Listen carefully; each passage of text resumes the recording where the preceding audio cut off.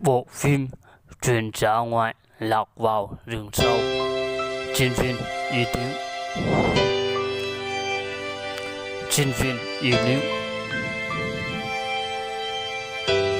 diễn viên Y Kinh.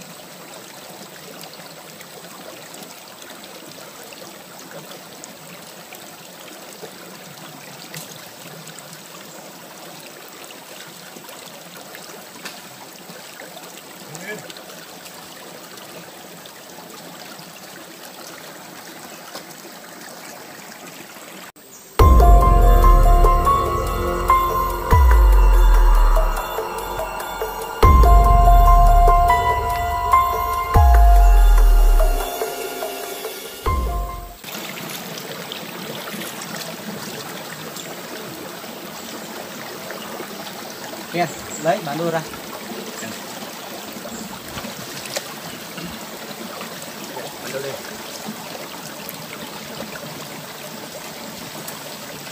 Theo như vị trí của chúng ta bản đồ thì chúng ta đang ở vị trí đầu của rừng và đây là vị trí của chúng ta sẽ đi đến, và tất cả mọi người hãy cẩn thận.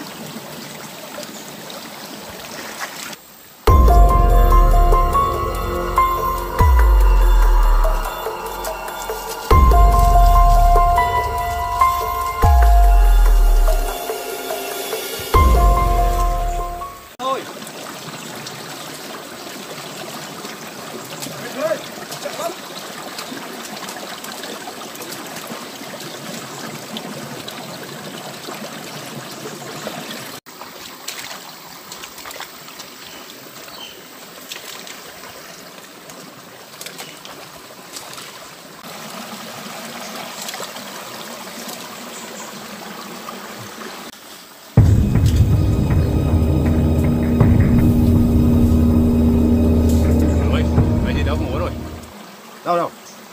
Nó đang đi bên kia.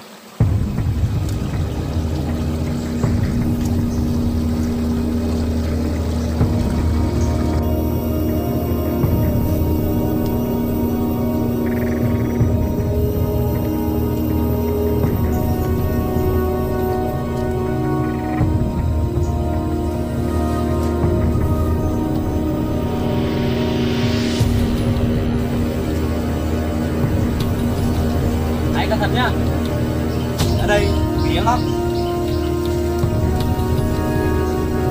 Vị trí của chúng ta hình như là chúng ta đi ngược xuôi hay sao á? Làm cái gì mày?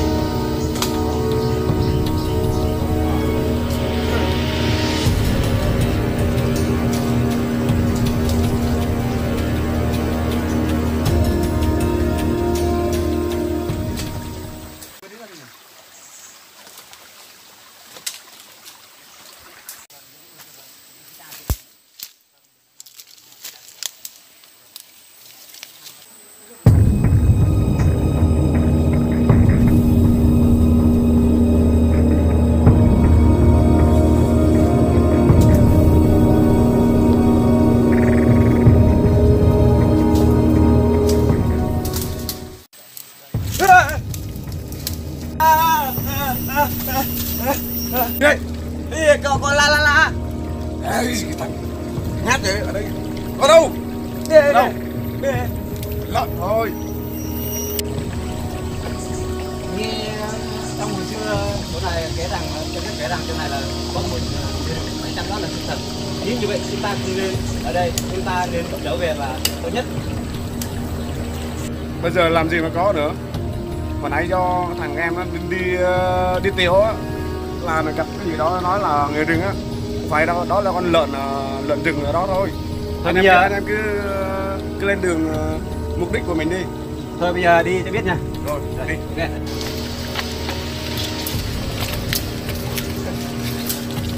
Anh em ơi, trời đã.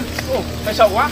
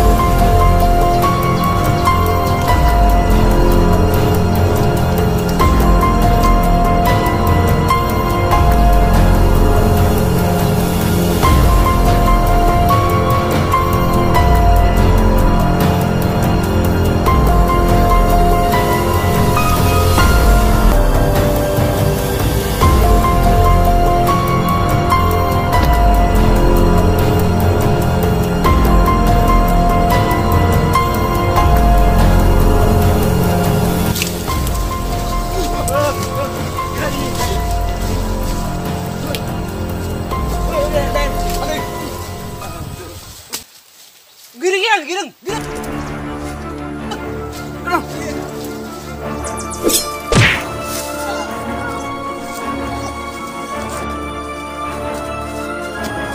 Mày, ghi đừng, ghi đừng.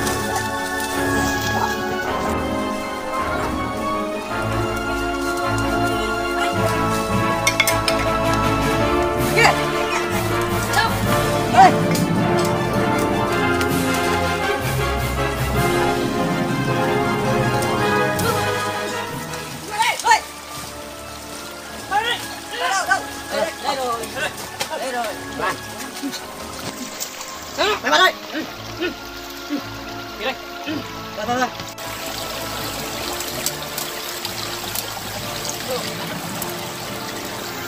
Mọi người ơi, chúng ta không nên bắt nó, tại vì chúng ta xâm phạm lãnh thổ của nó mà. Mày bị điên à? Có sai à? Cái này là mình vô đây là thấy người rừng là mình được rồi. Tiền không có ông à? Chúng ta không nên đối xử nhẹ người rừng, thì phải có luật của người rừng bảo vệ lãnh thổ của nó. Tất cả chúng ta con người cũng vậy thôi mà. Đấy à? Bán nó có tiền lắm. Bán đấy. Thôi bán để bán. Như vậy thì như vậy theo chúng mày thôi. Nếu mà chuyện gì xảy ra tao không chịu trách nhiệm nhá. Tiền tí á. Rồi để chúng mày tao đi. Thôi. Sở đeo gì?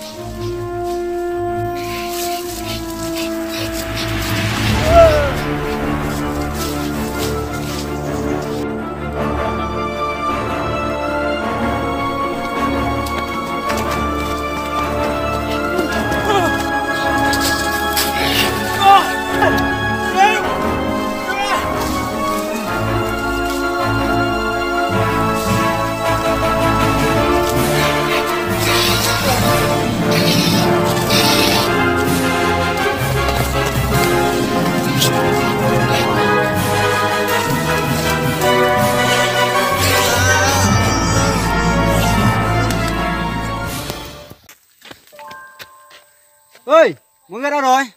Đồ chắc bị người rừng nó bắt rồi, chết rồi.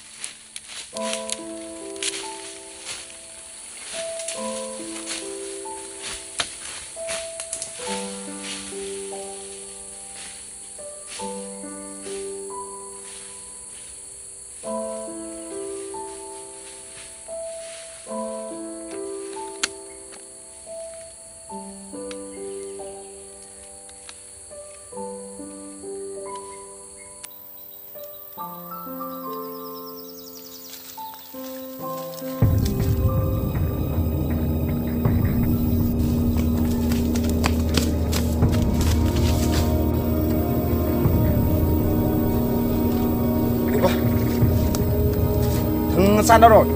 Chắc chết hết rồi á. Gọi điện.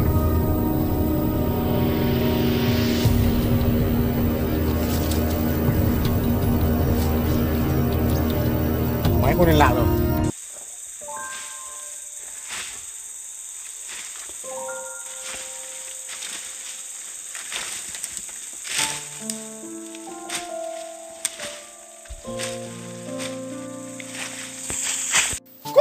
San! San ơi! Ủa, hình như là tiếng của run á. San ơi!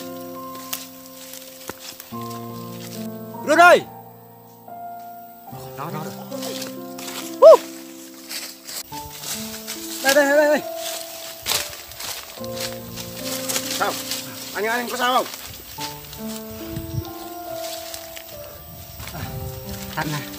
Thằng tên đâu rồi? Chả biết, chắc cũng chết rồi. Hai đứa mình có 5 thằng, còn 2 thằng mất tích rồi. Mày không nghe rồi. Chúng ta không nên xâm phạm lãnh thổ của chúng.